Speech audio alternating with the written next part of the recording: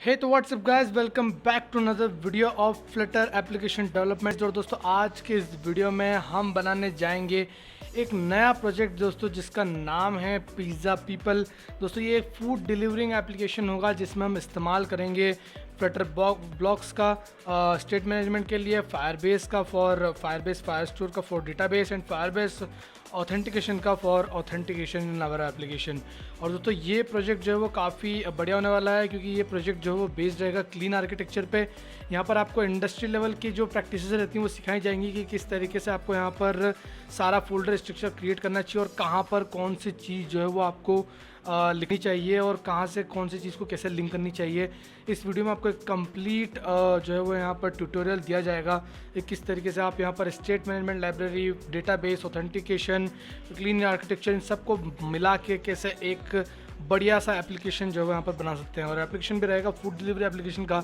ये जो food delivery का एप्लीकेशन का दोस्तों प्रोजेक्ट रहेगा, ये कोई ज़्यादा जो है वो यहाँ पर इसमें सिस्टम नहीं रहेगा, इसमें ऑथेंटिकेशन रहेगा। एंड देन आपके जो पिज़्ज़ास रहेंगे वो आपको दिखेंगे और आप उनके डिटेल्स देख सकते हैं, ठीक है। तो इतनी इसमें फंक्शनलिटी रहेगी, इसमें पेमेंट वगैरह and then delivery tracking, notification वगैरह नहीं रहेगा। बट मैं आपको बताऊंगा कि आप इसको किस तरीके से अपग्रेड कर सकते हैं, किस तरीके से उस लेवल पे ले जा सकते हैं। क्योंकि हमारे इस प्रोजेक्ट का मतलब एक कंप्लीट फूड डिलीवरी एप्लीकेशन बनाना नहीं है। हमारे इस प्रोजेक्ट का जो मेन मीनिंग है वो है क्लीन आर्किटेक्चर को समझना, ब्लॉक और फायरबेस को या फिर डेटाबेसेस को किस तरीके से एक साथ यूज़ कर सकते हैं, किस तरीके से क्लीन आर्किटेक्चर वाला एप्लीकेशन आप यहाँ पर बना सकते हैं, उसको समझना, टेक्नोलॉजी को समझना। दोस्तों हमारा इस प्रोजेक्ट का मेन मोटिव है, ना कि एप्लीकेशन डेवलप करना। ओके, सो ये मैंने आपको पहले बता दिया। तो चलिए बिना समय गवाए अब हम आज के वीडियो को स्टार्ट करते हैं।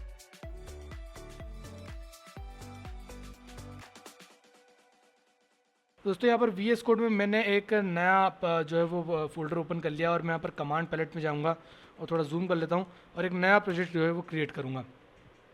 एक ये एम्प्टी एप्लीकेशन होगा और इसका नाम जो है वो मैंने रखा है pizza people, and then select a folder और इसका नाम रख देता हूँ पिज़्ज़ा पीपल, ठीक है, और एंटर करता हूँ। तो यहाँ पर हमारा जो प्रोजेक्ट है वो बनना स्टार्ट होगा, सारी फाइल्स होना क्रिएट होना स्टार्ट होगी। तो दोस्तों इस वाले प्रोजेक्ट में हम एक काफ़ी अलग तरीके से अप्रोच करेंगे, जैसे हमने पिछले प्रोजेक्ट्स में जिस तरीके से सारा सिस्टम और फोल्डर स्ट्रक्चर क्रिएट करा था उस तरीके से हम यहाँ पर डेवलप नहीं करेंगे।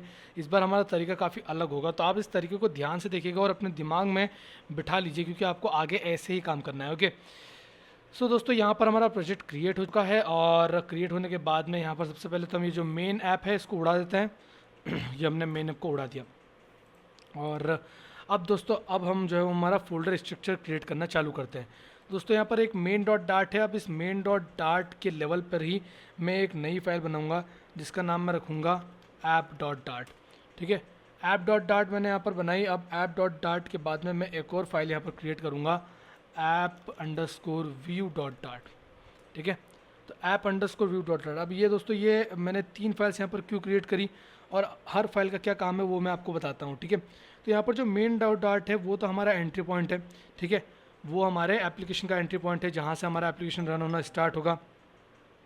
ओके, ये फ़ोन के नोटिफिकेशन को मैं बंद कर लेता हूँ, ठीक है। एंड देन इसके बाद में जो आपका एप्लीकेशन जो पार्ट है ये आपका डोमेन लेयर कहलाएगा, ठीक है, जहाँ पर सारी रिपॉजिटरीज को हम इंपोर्ट करेंगे और यूज़ करेंगे, ठीक है। तो ये हमारा डोमेन लेयर वाला ये डोमेन लेयर वाली फाइल है। ये फ्लटर से इंडिपेंडेंट है, कम्प्लीटली डार्ट में लिखी जाएगी। और आपका ऐप व्यू डॉट डार्ट जो है वो एक ऐसी फाइल है जहाँ पर आपका अगर ऑथेंटिकेशन सही रहता है, मतलब लॉग्ड इन रहता है यूज़र, तो उसको एप्लीकेशन का व्यू दिखेगा, वरना ये वापस लॉगिन के पेज पे इसको थ्रो कर देगा। तो ये ऐप व्यू डॉट डाट उस काम में आएगी, ठीक है। तो ये 3 फाइल्स का मैंने आपको मतलब समझाया। अब नेक्स्ट फाइल की तरफ चलते हैं। नेक्स्ट फाइल्स जो रहेगी दोस्तों वो आपकी रहेगी स्क्रीन्स वाली फाइल्स। तो स्क्रीन्स वाली फाइल्स रहेगी जहाँ पर आपकी सारी स्क्रीन्स रहेंगी, जैसे कि home screen, authentication screen, details screen वगैरह वगैरह, ठीक है। देन उसके बाद में एक और जो है यहाँ पर हम इस लिप के लेवल में ही, मतलब स्क्रीन्स के लेवल में ही एक फ़ोल्डर बनाएंगे जिसका नाम हम रखेंगे कंपोनेंट्स।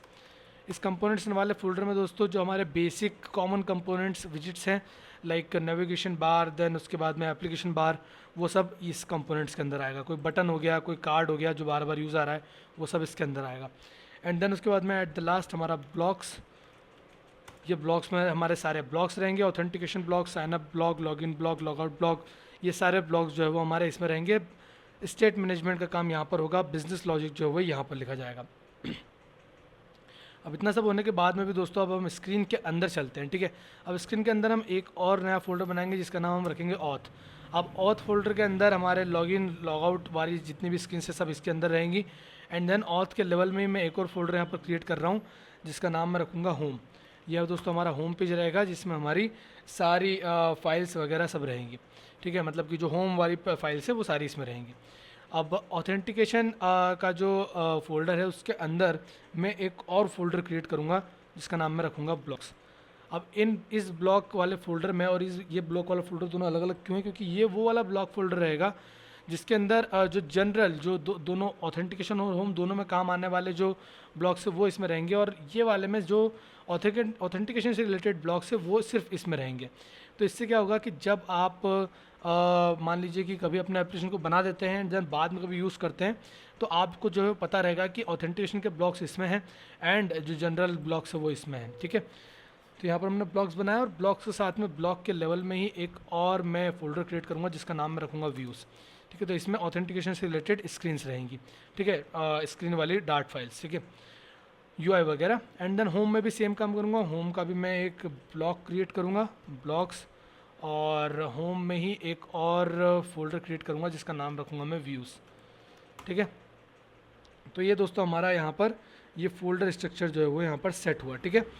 अब इतना फोल्डर स्ट्रक्चर सेट होने के बाद में अब हम जो है वो दोस्तों नेक्स्ट आएंगे और इस लिप वाले फोल्डर को कोलैप्स कर दूंगा मैं, और यहाँ पर बाहर रूट में, ठीक है, रूट में जो हमारा रूट फोल्डर है जहाँ पर रीडमी pubspec.yaml है, इन सब के लेवल में एक नया फोल्डर क्रिएट करूँगा जिसका नाम मैं रखूँगा पैकेजेस, ठीक है। अब पैकेजेस नाम का फोल्डर मैं क्यों क्रिएट कर रहा हूँ और ये कि हमारे किस काम आएगा दोस्तों। पैकेजेस वाला फोल्डर के अंदर हम हमारी इस फोल्डर के अंदर हम हमारी रिपॉजिटरीज़ क्रिएट करेंगे। रिपॉजिटरीज़ मतलब क्या, रिपॉजिटरीज जैसे कि यूज़र अभी जैसे कि हमारे पास में यहाँ पर सिर्फ 2 ही रिपॉजिटरी रहेंगी, ठीक है। रिपॉजिटरी मतलब अगर मैं आपको एक सिंपल मीनिंग में समझाऊँ तो repository is kind of a library. जैसे अगर आपको कभी फायरबेस का कुछ फायरबेस फायरस्टोर का इस्तेमाल करना है तो आप क्या करते हैं, pubspec.yaml में जाते हो, इंस्टॉल कर लेते हो एंड देन उसके बाद में इस्तेमाल करते हो। तो एक्चुअली में होता क्या है कि जो पैकेजेस नाम का फोल्डर है वो पैकेजेस नाम के फोल्डर में हम सेम उसी टाइप की लाइब्रेरी क्रिएट करेंगे, उसी टाइप का एक लिब लाइब्रेरी जो है यहाँ पर क्रिएट करेंगे जिसको आप अपने फोल्डर में इंपोर्ट कर सकते हो। और ये हम अलग क्यों क्रिएट कर रहे हैं, यहाँ पर लिब वाले फोल्डर में क्यों नहीं बना रहे, ये दोस्तों अलग इसलिए क्रिएट कर रहे हैं ताकि जो हमारी रिपॉजिटरी हैं और जो हमारा यूआई वाला पार्ट है वो दोनों के दोनों अलग रहे। जो हमारा ये यूआई वाला पार्ट है, यूआई वाला लिब फोल्डर है, और जो हमारा पैकेजेस वाला फोल्डर है जिसके पीछे हमारा सर्वर से कनेक्शन देन फैचिंग ये सब जो होता है वो अलग रहे। तो क्या इससे होगा कि जब आप इसको कोड को अपलोड करोगे या फिर किसी टीम के साथ में काम करोगे, तो अगर टीम का काम बैकएंड का है, टीम का काम डेटाबेस मैनेज करने का है और मॉडल्स को मैनेज करने का है, तो वो पैकेजेस पे काम कर सकते हैं। उनको यूआई वाले पार्ट पे जो है वो माथापच्ची करने की ज़रूरत नहीं है। और अगर किसी का यूआई वाला काम है तो उसको यूज़र की यूज़र पैकेजेस को देखने की ज़रूरत नहीं है, ये रिपॉजिटरीज़ को देखने की ज़रूरत नहीं है, ये बैकएंड वालों का काम है। तो ये क्या है कि दोनों जो है वो टीम्स अलग अलग हो गई और दोनों टीम्स एक ही एप्लीकेशन पर अलग अलग तरीके से इंडिपेंडेंटली काम कर सकती हैं, ठीक है। और इससे एक बहुत अच्छा ट्रैक भी रहता है कि कहाँ पर कौन सी चीज़ कैसे काम कर रही है, ठीक है। तो ये जो पैकेजेस नाम के फोल्डर है दोस्तों, इसके अंदर हम 2 फोल्डर क्रिएट करेंगे। एक रहेगा हमारा यूज़र रिपॉजिटरी नाम का एक फोल्डर रहेगा, और एक हमारा रहेगा पिज़्ज़ा रिपॉजिटरी, ठीक है। तो यूज़र के अंदर हमारा सारा यूज़र से रिलेटेड काम रहेगा, जैसे कि साइन इन साइन आउट, और पिज़्ज़ा रिपॉजिटरी के अंदर जैसे कि fetch pizza then detail show detail pizza, ठीक है। ये सारा काम हमारा इधर रहेगा। अब इनके अंदर भी और फोल्डर स्ट्रक्चर बनेगा दोस्तों, ठीक है। इतने से में ही हमारा काम यहाँ पर ख़त्म नहीं होगा, इसके अंदर भी हमारा और पैकेजेस बनेंगे। और वो पैकेजेस क्या होंगे उसके लिए दोस्तों हम यहाँ पर क्या करेंगे, दोनों में एक एक pubspec.yaml क्रिएट करेंगे, pubspec.yaml। अब आप बोल रहे हो कि pubspec.yaml तो हमारे पास बाहर भी है, तो हम इस रिपॉजिटरी में क्यों बना रहे हैं। तो रिपॉजिटरी में दोस्तों इसलिए बना रहे हैं ताकि हमारे जो pubspec.yaml है और इसके अंदर जो पैकेजेस यूज़ हो रहे हैं वो यूआई वाले से कॉन्फ्लिक्ट ना करें और इसमें कोई उधम ना मचाए, ठीक है। अगर मान लो कि यूआई वाला पार्ट एकदम परफेक्ट है ठीक है। और फायरबेस फायरस्टोर में कुछ इशू आ रहा है तो इशू यूज़र रिपोजिटरी में है, ना कि आपकी यूआई में, जिससे कि आपको पता रहे कि ठीक है एप्लीकेशन के कौन से पार्ट में, कौन से पर्टिकुलर पार्ट में दिक्कत है और आप उसको टेस्ट करके उसको डिबग कर लो, ठीक है। तो दोनों फोल्डर में मैं यहाँ पर पिज़्ज़ा रिपोजिटरी में भी पब स्पेक डॉट YAML नाम की फ़ाइल क्रिएट करूँगा, ठीक है। तो ये दोनों फाइल क्रिएट करेंगे और ये दोनों फाइल क्रिएट करने के बाद में जो हमारी पब स्पेक डॉट YAML है, इसको जो हमारी प्रोजेक्ट की पब स्पेक डॉट YAML है ऑफिशियल, उसको कॉपी करेंगे और यूज़र रिपोजिटरी में जो वो पेस्ट कर देंगे और नेम चेंज करेंगे यूज़र अंडरस्कोर रिपोजिटरी, ठीक है। और यहाँ पर डिस्क्रिप्शन डाल देंगे रिपो दैट हैंडल्स यूज़र, ठीक है। देन सेम आप कॉपी कीजिए, कुछ भी चेंज नहीं करना आपको, सेम आप कॉपी कीजिए और यहाँ पर पेस्ट कर दीजिए। नाम चेंज कीजिए खाली, यहाँ पर यूज़र की जगह मैं लिख दूंगा पिज़्ज़ा, तो पिज़्ज़ा रिपोजिटरी और रिपोजिटरी दैट हैंडल्स पिज़्ज़ा, ठीक है। पिज़्ज़ा को हैंडल करता है भाई ये, ठीक है। तो ये हमारी दो रिपोजिटरी बन गई, दोनों में आप कंट्रोल एस जो है वो क्लिक कीजिए और आप जैसे ही यहाँ पर कंट्रोल एस दोनों में करेंगे, जैसे कि मैंने पिज़्ज़ा रिपोजिटरी में कंट्रोल एस करा है, तो यहाँ पर आपकी कुछ फाइल्स बनना स्टार्ट हो गई, ठीक है। यूज़र रिपोजिटरी में हमारे यहाँ पर फाइल्स बनना स्टार्ट हुई और पिज़्ज़ा रिपोजिटरी में भी हम हमारी फाइल्स बनाएंगे। तो आप देख सकते हैं कि pubspec dot lock then dot dart tools नाम से कुछ फाइल्स यहाँ पर क्रिएट हुई हैं। तो ये बनना लाजमी है क्योंकि ये जब भी पबस्पेक डॉट YAML कन्फिगर होती है तो उनको ये फाइल्स जो है वो ऑटोमेटिकली जनरेट होती है और जो टूल्स है उनका ट्रैक रखने के लिए, जो पैकेजेस है उनका ट्रैक रखने के लिए ये फाइल्स क्रिएट होती है, ठीक है।